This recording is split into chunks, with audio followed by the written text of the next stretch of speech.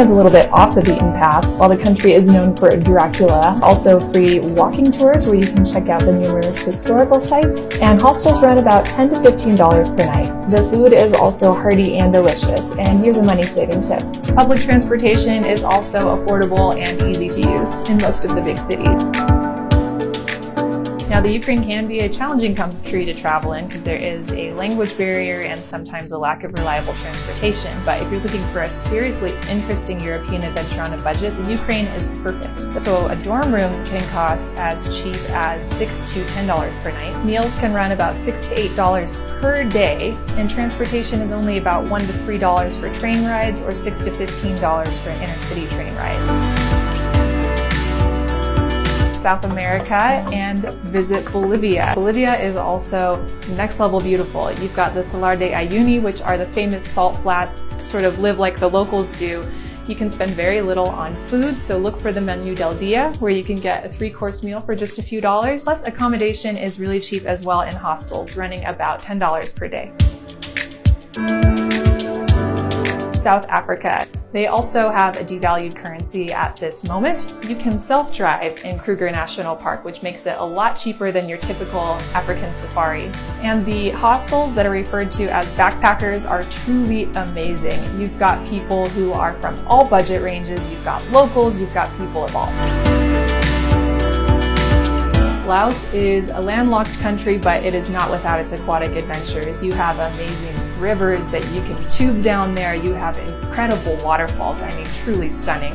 Now, I will say accommodation in Laos set me back a little bit farther than it did in Vietnam, Cambodia, and other surrounding countries. But overall, you can still get by on about $30 US per day, especially if you're staying in dorms there.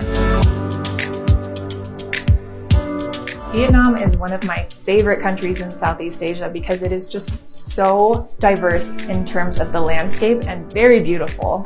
And so you can start in the south, which I think is just a foodie's paradise, or let's be honest, the whole country is a foodie's paradise. And one of the best things about Vietnam is that you can eat there for $1 or $2 per meal. It's also really cheap to stay in the hostels, so just a few dollars, maybe up 5 to 10 per day.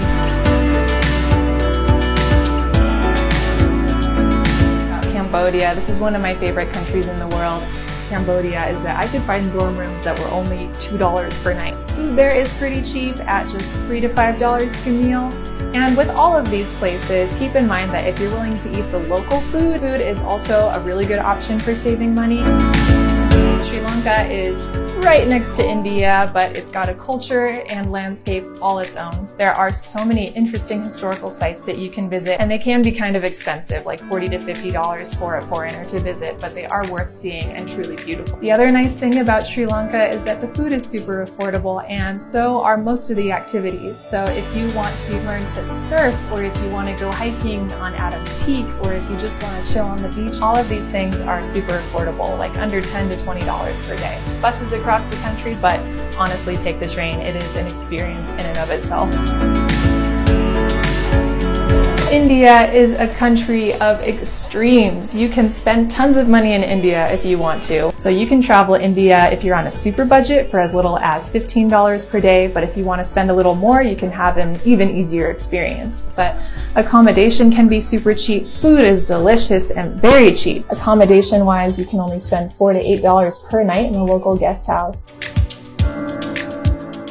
Nepal is a place where I only spent about $15 per day when I was backpacking through for a full month back in 2014. Part of that is because I spent half of that time trekking the Annapurna circuit, which can be extremely cheap, especially at the lower elevations.